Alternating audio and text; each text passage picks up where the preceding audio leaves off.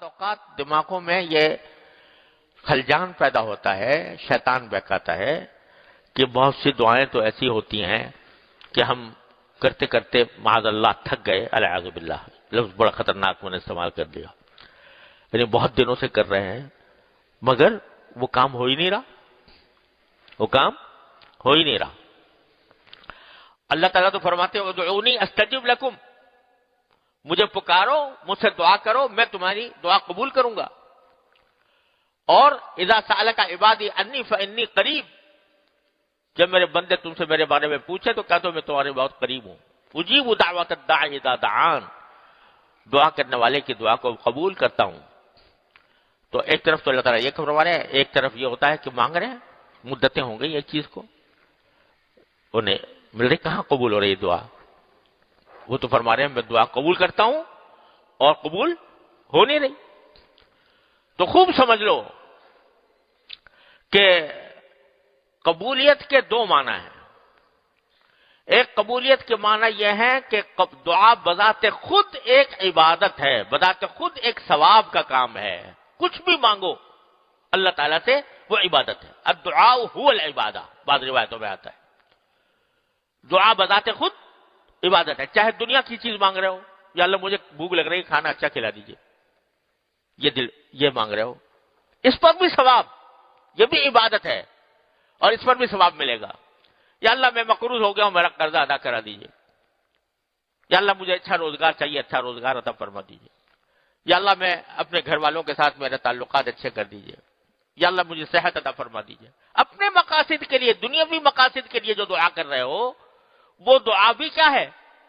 عبادت ہے، ثواب ہے۔ جتنی دعا کرو گے اتنی ثواب۔ تو ایک قبولیت تو فوراً بلا تاخیر ہر دعا کے اندر ہو جاتی ہے۔ کیا قبولیت ہو جاتی ہے کہ وہ عمل اللہ تعالیٰ کیا عمل صالح لکھا گیا، ابتغوا الیہ الوسیلہ میں داخل ہو گیا، اس وسیلے میں داخل ہو گیا جو بندے کو اللہ کے قریب کرتا ہے۔ تو ایک تو استجابت یہ ہوئی کہ ثواب، دوسری استجابت یہ ہوئی کہ اس دعا کے نتیجے میں اللہ تبارک و تعالیٰ کے قرب حاصل ہو گیا، اللہ لگتا ہے تعلق مضبوط ہو گیا۔ ایک مرتبہ مانگا تم نے اللہ تعالیٰ سے تو ایک تعلق پیدا ہوا، دوسری مرتبہ مانگا دوسرا تعلق، تیسری مرتبہ مانگا تیسرا تعلق، چوتھا مرتبہ مانگا چوتھا تعلق۔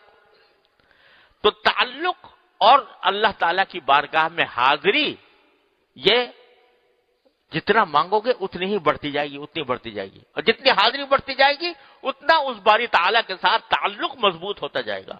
جب تعلق مضبوط ہوگا تو دھیان اس کی طرف رہے گا، دھیان ان کی طرف رہے گا، تقوی پیدا ہوگا انشاءاللہ۔ تو ایک تو استجابت یہ ہے، اس سے کوئی کسی دعا میں تخلف نہیں ہوتا، یعنی ہر دعا کے اندر یہ دو فائدے حاصل ہوتے ہیں، اجر اور اللہ تعالیٰ کے ساتھ تعلق کی مضبوطی۔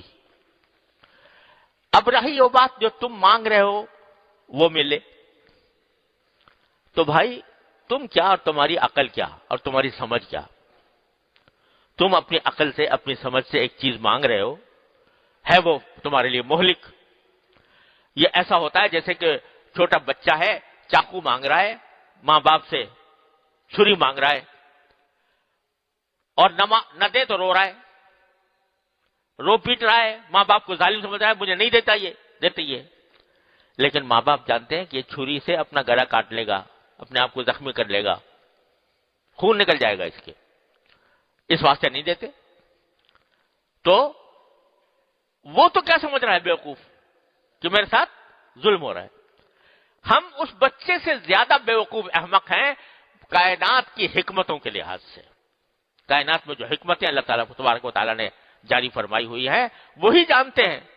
سورہ کہف میں جو واقعہ خضر علیہ السلام کا اللہ تعالیٰ نے بیان کیا وہ اسی لیے بیان کیا کہ بظاہر دیکھنے میں تو ظلم کیا، کشتی کا تختہ توڑ دیا، ایک اچھا خاصے کھیلتے بچے کو قتل کر دیا، عجیب بظاہر غلط کام کیا، لیکن اس کے پیچھے حکمتیں تھیں جو بعد میں پتہ چلی۔ تو بعض اوقات اللہ تبارک تعالیٰ سے تم مانگ رہے ہو کہ یہ دے دو یہ دے دو، اور وہ اللہ تعالیٰ اس لیے نہیں دیتے کہ وہ تمہارے لیے مضر ہوگا۔ مجھے یاد ہے کہ ایک مرتبہ میں سعودی عرب کے حرمین شریفین سے واپس آنے والا تھا، تو میرے عزیز رہتے تھے کویت میں، ان کا اصرار تھا کہ ہمارے پاس ہوتے جاؤ. میں نے یہ ارادہ کر لیا. ایک دن تھا، ایک یا 2 دن تھے میرے پاس. میں نے سوچا واپسی میں ہوتے جاؤں گا. ٹکٹ لے لیا، سیٹ بک ہو گئی. ویزا میں کچھ دیر لگ گئی. اب تیار بیٹھا ہوں، سیٹ بک ہوئی ہے، ذہن بنا ہوا ہے، وہاں پر لوگ انتظار میں ہیں، اور دعا بھی کی اللہ یہ کام کرا دیجئے تو ویزا مل جائے. نہیں ملا. 2 دن اس وقت ملا جب میں جا نہیں سکتا تھا. وہ 2 دن جو میں نے رکھے تھے وہ نکل گئے، پرواز چلی گئی. بڑا افسوس ہوا کہ ویزا نہیں ملا. ارادہ کیا تھا، نہیں کیا. دعا بھی کی، نہیں ملا. بعد میں پتہ چلا کہ جس پرواز میں نے سیٹ بک کرائی تھی وہ اغوا ہو گئی، ہائی جیک ہو گئی. سمجھے؟ اب میں مانگ رہا تھا کہ مجھے اس میں سیٹ مل جائے، مجھے اس میں ویزا مل جائے، مجھے اس میں سفر کروں. مانگ رہا تھا، لیکن اگر یہ مجھے پتا ہوتا کہ یہ پرواز اغوا ہونے والی ہے تو پناہ مانگتا اللہ میاں سے کہ اللہ مجھے نہ بھیجنا اس میں. لیکن میں مانگ رہا تھا. تو کتنے کام ایسے ہوتے ہیں کہ جس کو ہم مانگتے ہیں لیکن اللہ تبارک و تعالیٰ کے حکمت کے تحت وہ تمہارے لیے فائدہ مند نہیں ہوتے، نقصان دہ ہوتے. اس سے اچھی چیز اللہ تعالیٰ تمہیں عطا فرما دیں گے انشاءاللہ. لہذا اگر کوئی بات جو مانگی گئی ہے وہ پوری نہیں ہو رہی تو سمجھو ضرور کہ دعا آئے گا نہیں گئی، انشاءاللہ اس سے بہتر چیز تمہیں ملے گی. اللہ نے چاہا ضرور ملے گی. اور اگر تم کوئی دین مانگ رہے ہو اللہ میاں سے، یا اللہ مجھے دیندار بنا دے، یا اللہ مجھے نماز کا پابند بنا دے، اللہ مجھے جماعت کا پابند بنا دے، اس میں تو یہ احتمال نہیں ہے کہ یہ کوئی نقصان ہوگا. اس میں تو نقصان کا احتمال نہیں ہے. لہذا اللہ تعالیٰ ضرور قبول کرتے ہیں. لیکن اس قبولیت کا ایک تک کا مطلب تو بعض اوقات یہ ہوتا ہے کہ اس دعا کے نتیجے میں ایک شخص جو ہے بے نمازی تھا، دعا کرتا رہا، کوشش بھی کرتا رہا، دعا بھی کرتا رہا، لیکن ساتھ تھوڑی کوشش بھی چاہیے دعا کے. محض دعا پر کوشش بھی کرتا رہا، دعا بھی کرتا رہا تو انشاءاللہ نمازی بن گیا. جب تک نہیں بنا تو کم از کم دل میں ندامت ہوگی، حسرت ہوگی کہ میں بے نمازی ہوں، جماعت سے نمازی بڑھتا. تو اس حسرت اور اس افسوس اور ندامت پر بھی اللہ تبارک و تعالیٰ کے ہاں درجات بلند ہوتے ہیں، اس کا بھی ثواب ملتا ہے.